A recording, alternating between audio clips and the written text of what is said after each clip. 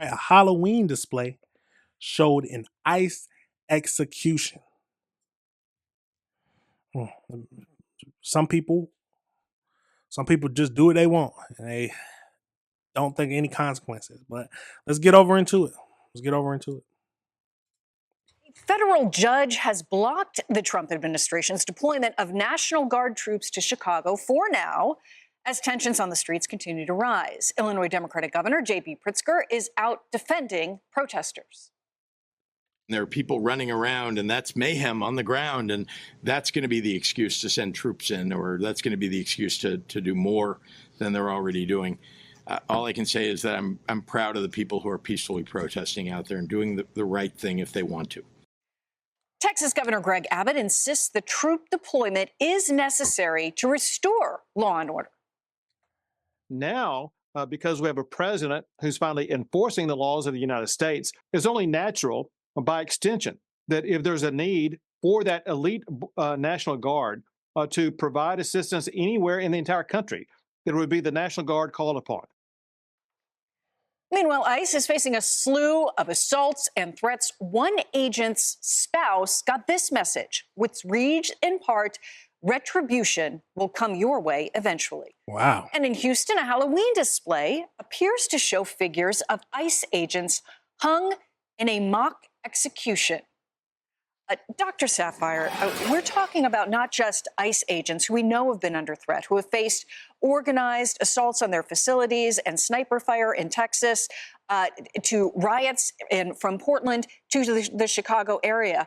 But when these threats become so personal, what does that mean to the hearts and the minds of these public servants that also have to get out there and do their jobs every day? Yeah, I think it's being reported right now that the attacks on them is up like 1,000% over the last couple of years. And these are people who are going out, these are not the highest paying jobs you can get. These are government servants, and all they are doing is trying to protect our country and keep our community safe.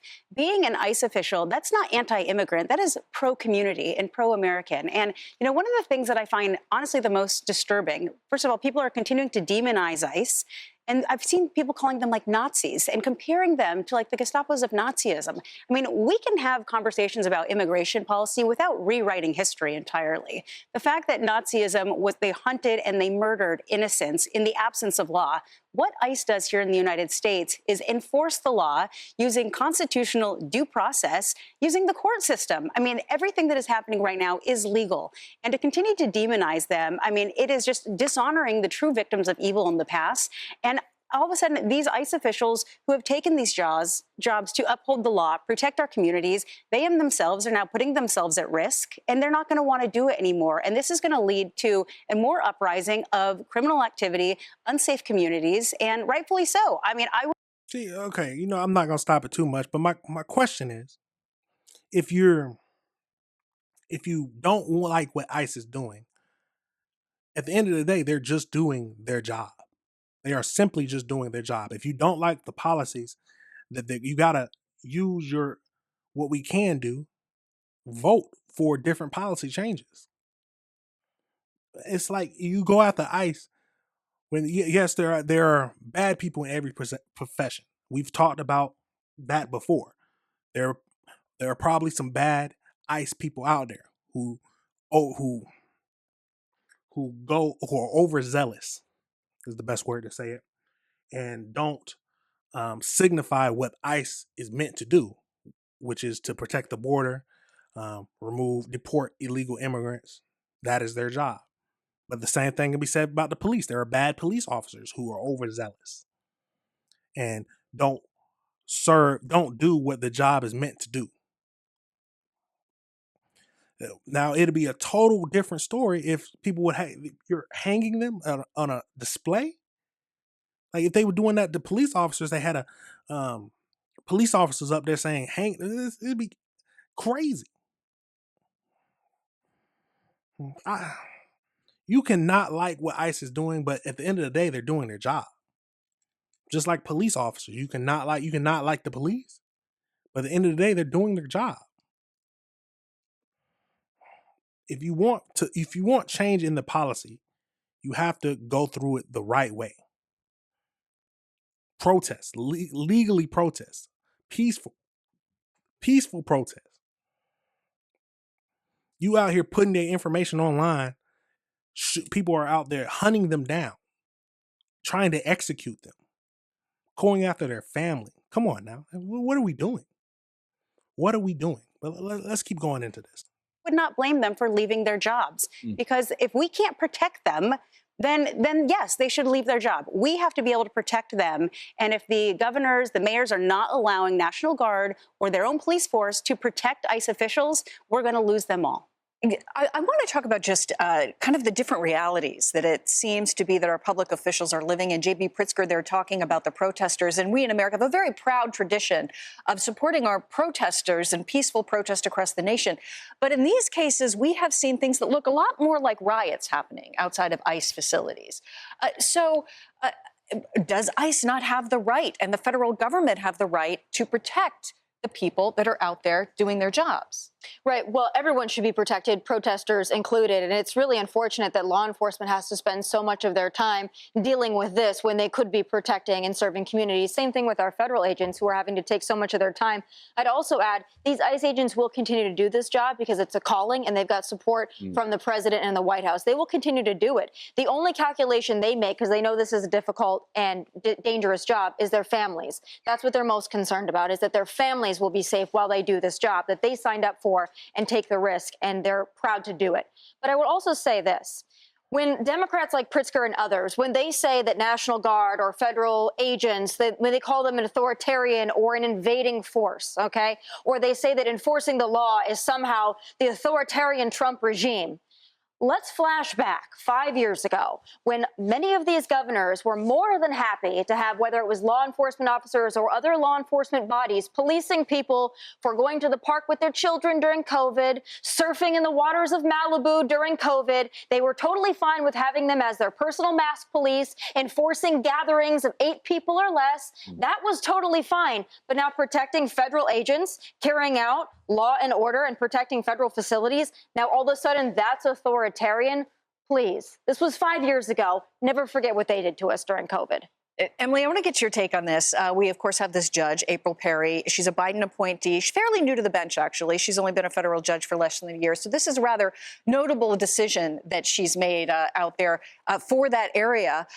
Your thoughts on she's essentially questioned the Trump administration's credibility on the issue and pushed back and has been seeking answers about just what precisely the National Guard would be doing on the ground there in the area, how far they would go to go beyond protecting federal facilities. Your thoughts on her ruling? Yeah, I think that authority is different from power. And I think the authority is squarely vested in the executive branch to indeed augment when local and state law enforcement or decision makers have abdicated their duty.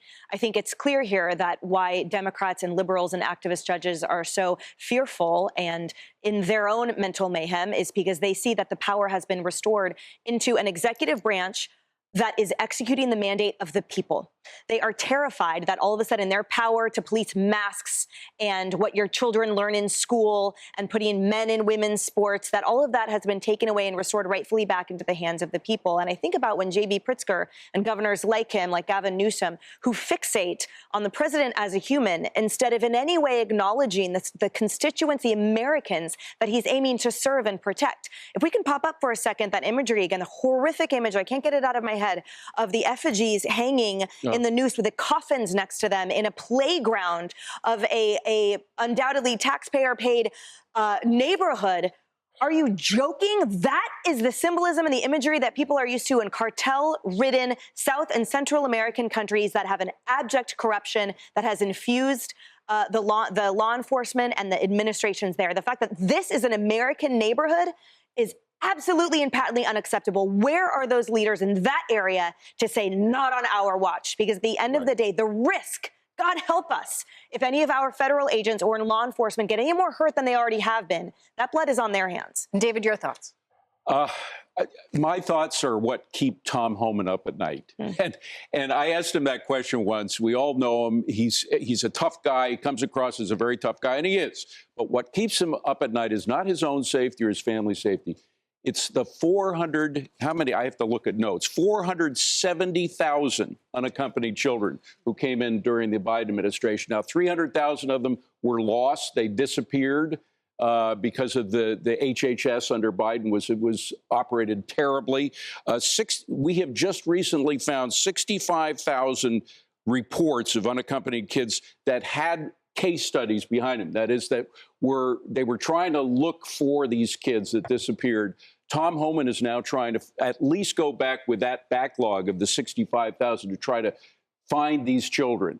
That's what ICE agents are doing in addition to kicking out. You never hear about this, but the guy who's in charge of this entire operation is more concerned about all those kids, how many of them have been trafficked, where they have been trafficked, either sexually or for work. Remember that farm, that marijuana farm in California that was busted? Yes. They got about 340 illegals, and there was a group of 500 protesters, to use Pritzker's absurd word, that were throwing stones at them, et cetera. Well, there were also about a dozen kids that were found there, unaccompanied children working on a marijuana, as slave workers working on a marijuana farm.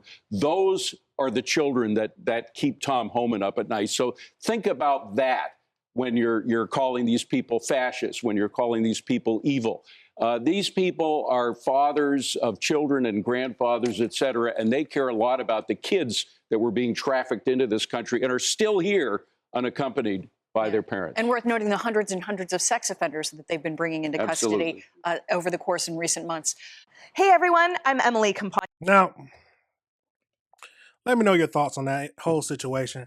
My main thing is, if you don't like what ICE is doing. Now, like I said, there are some bad characters in any profession. There are some bad people in ICE. There's some bad people in the police. There's bad people in the government. There's bad people, doctors. Every profession has people who don't signify or don't represent what the organization represents. But overall, the organization, their whole goal is to protect the border, deport people, deport illegal people. Some people are like, oh, they're going to come after the black people now. What do you mean? What do you mean come after the black people? I got a birth certificate. Absolutely crazy, y'all. Let me know your thoughts. Let me know if you disagree with what I'm saying. You think all ICE is bad and they're just going about it the wrong way? Absolutely crazy, y'all. Absolutely crazy. But like I said, let me know your thoughts. Let me know your thoughts. All right, everybody. Remember, this is AC Reviews the Word. Remember to like and subscribe.